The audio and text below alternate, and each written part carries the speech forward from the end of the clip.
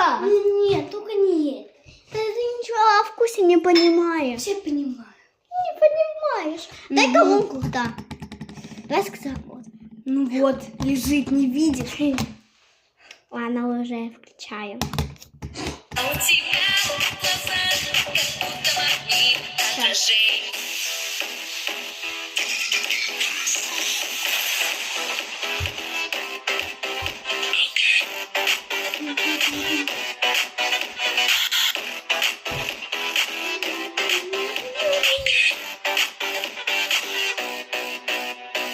Ты со мной немного знаком, но я опять дрожу, как прыжком с парашюта.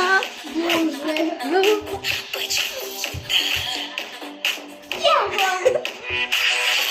меня растерянный вид, а у тебя глаза, как будто магнит отражение. Предложение.